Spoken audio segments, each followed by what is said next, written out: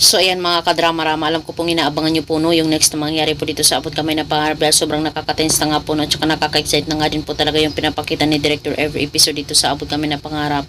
Habang nalalapit na nga po talaga mga kadrama yung pagtatapos nito no, at alam naman po natin mga kadrama kung ano yung totoong nangyari kay Annalyn.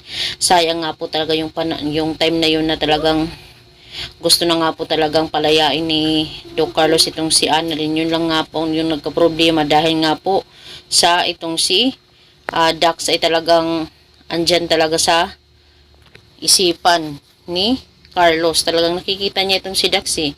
Talagang hanggang ngayon talaga binubulabog pa rin talaga itong si Carlos ni Dax. At dahil nga po doon talaga ay nabaril nga po talaga ni Carlos na hindi ginusto itong si Annalyn. Imbis na uuwi na sana siya doon sa kanyang pamilya, ang yung nangyari ay karumal-dumal po mga kadrama dahil hindi naman talaga yung ginusto ni Doc Carlos. Yun lang talaga yung nag-aano sa kanya itong si Dax, diba?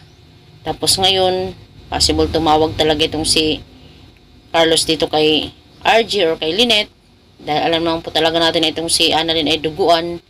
Tapos sasabihin ni Carlos na, hello RJ, magpaalam ka na sa anak mo, hindi mo na siya maaabutang buhay. Diba? Ay, naku mga kadrama. Kawawa naman dito si Annalyn, diba? At alam naman po talaga natin na gumagawa din talaga itong si Director ng paraan para may makatulong talaga sa kanya.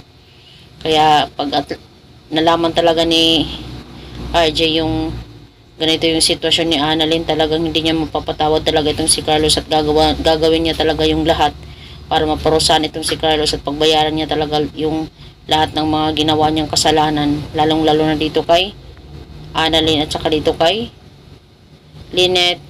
Nung panahon na yun na talagang iba yung trato ni Carlos. Tapos ito pang si Doc Lindo namatay dahil nga po sa kagagawa ni Doc Carlos. At ito din si Irene, diba? Si Irene naman talaga yung unang napatay ni Carlos. So sana may gawin na talaga dito si RJ at saka sila Lynette.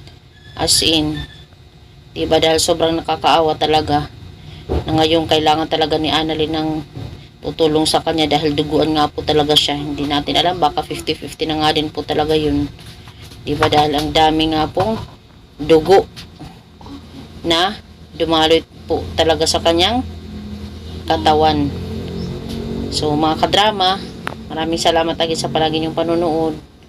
Huwag niyo pong kalimutan na i-like, i-share, i-subscribe yung aking channel para sa susunod na video is ma-update ko po kayo mga kadrama. Abang-abang na lang po tayo mga kadrama. Huwag tayong bibitaw, huwag tayong susuko sa panunood dahil nalalapit na nga po talaga yung pagtatapos ng Abot Kamay na Pangarap.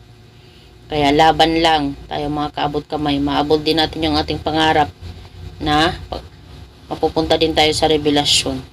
So yun lang po, maraming salamat again. Malaking tulong po talaga kayo sa aking channel mga kadrama. Thank you, bye. Abangan mga kadramatic.